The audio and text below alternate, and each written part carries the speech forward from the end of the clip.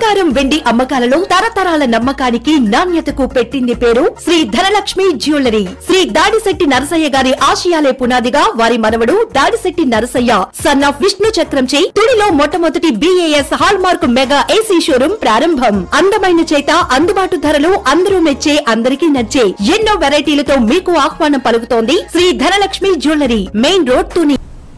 నమస్తే, welcome to my media news. నేను Kalyani.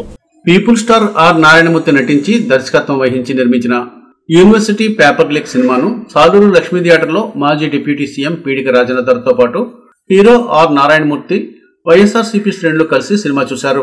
University paper leak cinema గురించి వారి మాటల్లోనే విందాం. మాజీ డిప్యూటీ సీఎం రాజేందర్ ఆర్ నారాయణమూర్తితో మా correspondent Srikanth face to face.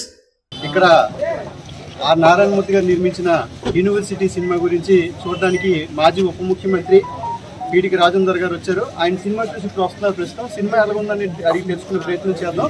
Sir చెప్పండి, మీరు సినిమా చూసారు, ఎలా ఉంది? గురించి సినిమా తీశారు ఆయన, రైతుల గురించి సినిమా తీశారు ఆయన, గిరిజనుల గురించి తీశారు. అలాగే ఈరోజు మరి విద్య పరిస్థితి ఏముంది, అలాగే వైద్యం పరిస్థితి ఎలాగుంది, నిరుద్యోగ పరిస్థితి ఎలాగుంది, ముఖ్యంగా ఇంగ్లీష్ రాకపోతే పరిస్థితులు ఎలాగుంటామని కళ్ళకద్దరట్టుగా తీశారండి. అది అవసరం ఇప్పుడు అట్లేదు.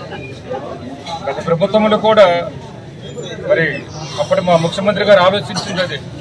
దళితులు కావచ్చు, గిరిజనులు కావచ్చు, బడుగు బలహీన వర్గాలు కావచ్చు, పేదలు కావచ్చు, వాళ్ళందరికీ మేలు జరగాలంటే గ్రామీణ ప్రాంతం నుంచి కూడా ఇంగ్లీష్ భాష నేర్చుకోవాలి. తెలుగు వద్దనలేం లేదు ఎవరికి కూడా. తెలుగుతో పాటు ఇంగ్లీష్కు నేర్పమంటున్నారు. ఇంగ్లీష్ రాకపోతే మన దేశం చూడదు, విదేశం చూడదు, ఒక అవకాశం ఉండదు. పెద్ద స్పష్టంగా కనిపించింది.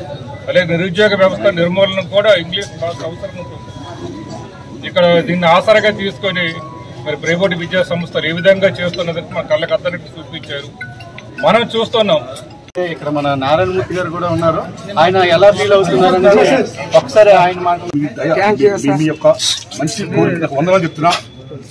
చూసారు, మెచ్చుకున్నారు. ఇదే జనంలోకి వెళ్ళి మెచ్చుకుంటే చూస్తే సినిమా అదే నాకు చాలా పెద్ద హెల్ప్ అండి.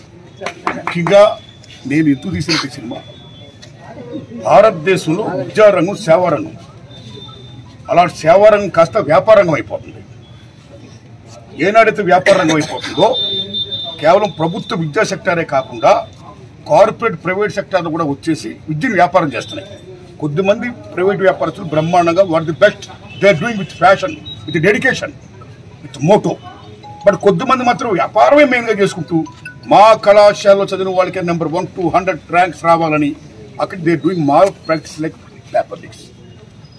అవినీతి అధికారులు పట్టుకోవడం, పేపర్లు సంపాదించడం, ప్రశ్నపత్రాలు పేపర్ లీక్స్ చేయడం, వాళ్ళతో రాయించేయడం, వాళ్ళందరికీ they are going to get ranks.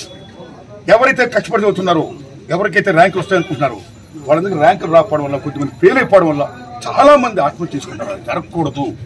So college డేస్లో ఈ రకంగా పేపర్ లీకేజెస్, కాలేజీ డేస్ అయిపోయి యూనివర్సిటీ డేస్ అయిపోయి ఎక్కడికి వెళ్తారు, బయటకు ఉద్యోగాలకు వెళ్తారు.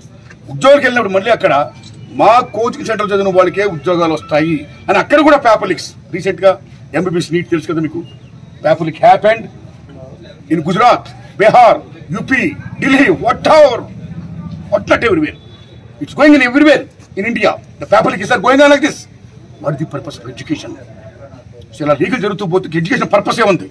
చూసి రాసిన వాడు డాక్టర్ అయితే పేషెంట్ పోతాడా? చూసి రాసిన వాడు ఇంజనీర్ అయితే బ్రిడ్జి నిలబడుతుందా?